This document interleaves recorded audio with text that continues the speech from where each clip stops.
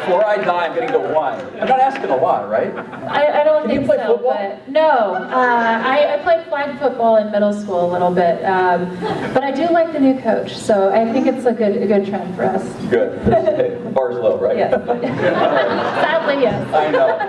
Yeah, so take us back to Carondelet years.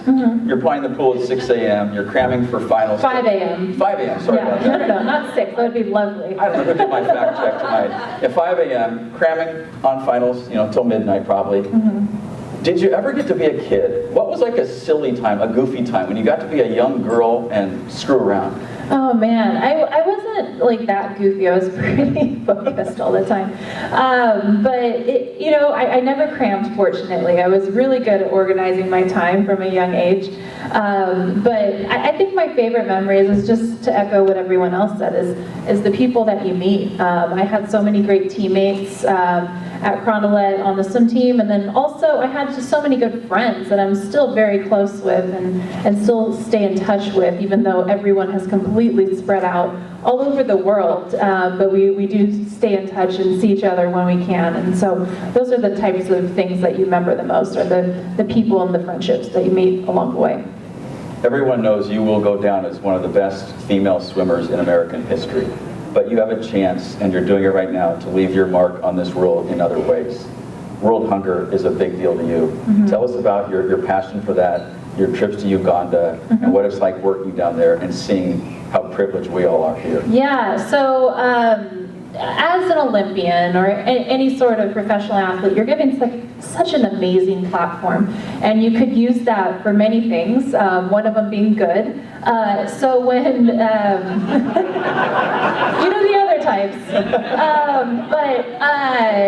yeah, so I've been heavily involved in Right to Play and the World Food Program, and so with the Right to Play after 2012, I was an ambassador for Right to Play for over 10 years before I went to the field with them, and my role up until that point was just to raise funds for them, and I kind of had a basic understanding of how it worked in the field, but until I went to Rwanda, I didn't see how much just a little bit of money affects these kids. And Right to Play is all about play-based learning. And so in Rwanda, I was learning things like hygiene, how to protect yourself from malaria, inclusion, things like that, through play. And so you have these little kids playing a silly game of dodgeball, and they're learning how to prevent malaria.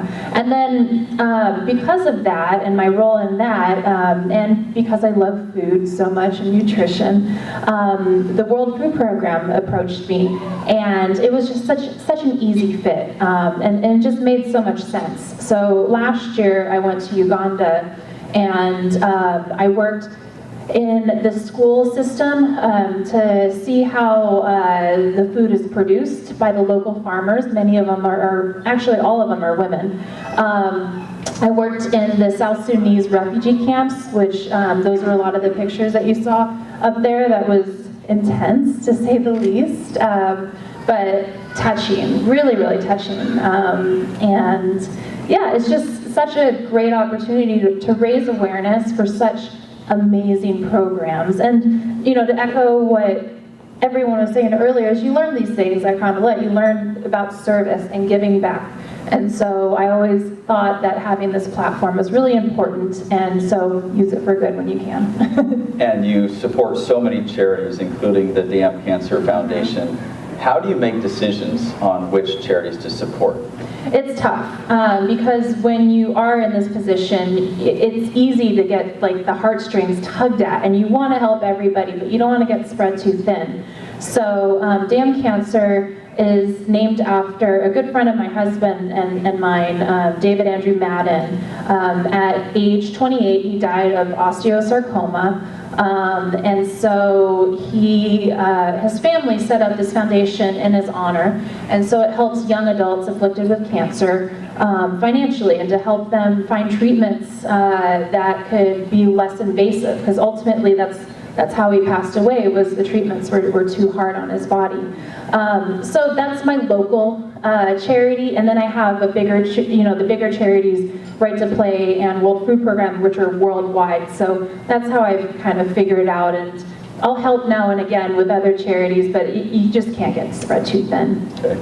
I think you might be more busy now than you were when you were an international competitor. You're an entrepreneur. Yes. You love to cook. Yes. Let's, truth be told, you just swam to eat, right? No, yeah, I know. I wish I was, I mean, I was just telling one of my friends who's here how much I miss training 6 hours a day, because I mean, I can't eat the same that I used to eat. I have to scale it back a little bit. But yeah, no, that was a big part of it. When I was training for the Olympics, we would have first breakfast and then second breakfast, and then we would have lunch and then a snack and then first dinner and second dinner. And those are real dinners. Like, it's not like these little, have 6 little meals a day. That's, none of that stuff.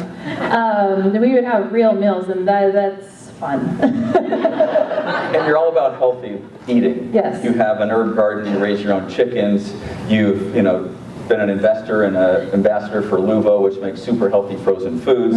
You've been a judge on Iron Chef America. You've competed on Chopped episode, but she lost to Danica Patrick in the finals. So she's human. She does lose on occasion. I'm not a dessert person, so that's what I blame it on. Yeah. Well, if you could have a do-over there, how would you beat her in that? Oh, I would do so many things differently. Chopped is intense. Literally, the clock starts as soon as you open that basket. That's not fake for TV. And you don't know where anything is in the kitchen. You don't know what works, what doesn't. That was so fun. I had so much fun meeting Danica and then Chuck Zito and Tiki Barber that day. That was fun, but it was intense. And your entrepreneurial exploits continue. You've recently opened a winery. You had your first bottling, I think, of your Chenin Blanc in St. Helena. You also have a Pinot. And again, this is all motivated by healthy living, right? Because there's antioxidants in grapes that are very healthy. So just make one. It's good for your heart. And I can show you all the studies that prove it. It's not just what us vintners push on people. But that's a labor of love, right? Being a vintner that's hard work. It is. So some of you guys enjoyed the Chenin Blanc over at the Hall of Fame. That was mine, the Gadarian with the jackalope. Last year was our first year that we started, and we have the Chenin Blanc, we have the Pinot Noir, which we're bottling soon, but it's just me and my winemaker. We're partners, and so last year during the harvest, I delivered the grapes myself, and can I tell you, I drove a flatbed dually truck from here to Clarksburg, so that's right by Sacramento. I had to leave at my house at 3:30 in the morning. The dashboard didn't even light up. I was driving along those scary river roads with no lights, and then had 2 tons of grapes in the back, and then I had to come down the mountains of St. Helena with these grapes. I'm like, oh my God, this is our whole business. I cannot get in an accident. And so that was quite nerve-wracking. But I felt very accomplished. I felt like that was my initiation into being a true winemaker. It's been fun. It's such a wonderful mix of cooking and creating, those things that I like, but then combination of science and then the physical labor aspect of it. So it's kind of everything that my personality tends to like in one thing, and you get a lovely product in that wine. True. And you're about to be a book author as well. Cook to Thrive will be publishing soon. It's all about healthy eating. If you want to know what Natalie ate as an Olympian or what the secret fuel was that got her there, some of those recipes will be in there, including some from your Filipino heritage. Yes. So what's your favorite Filipino food, or what's your favorite Filipino food to make? My grandma's lumpia, of course, and my grandma's here.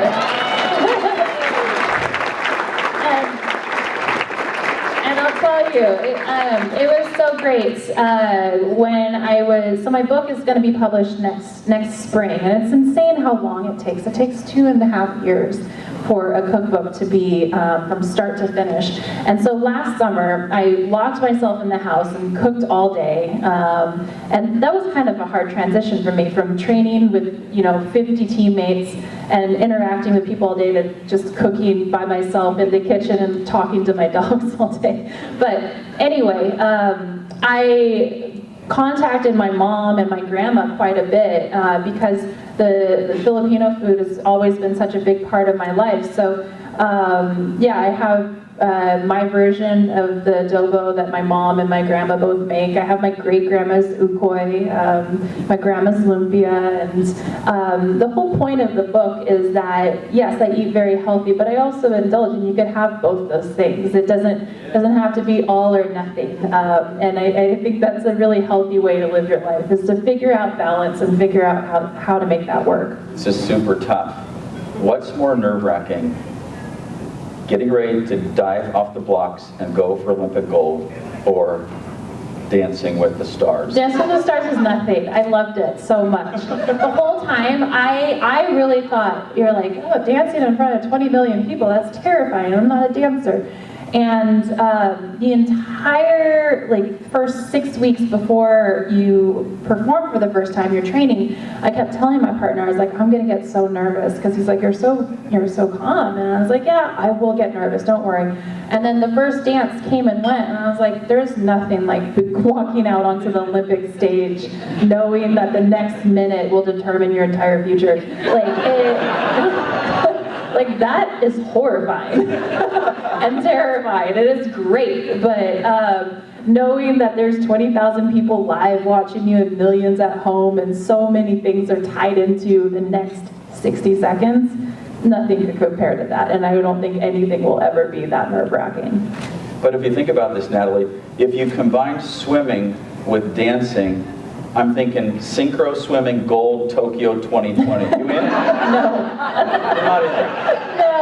No. Those girls, I sometimes swim where a lot of the synchro girls train, and they train like 9 hours in the pool. Like, I don't even think they get to eat. Don't they hold their breath for 9 hours? Yeah, too? They hold their breath. I'm actually quite good at holding my breath, but I don't know when they eat their food. That's very important to me. So yeah, I couldn't ever do synchro.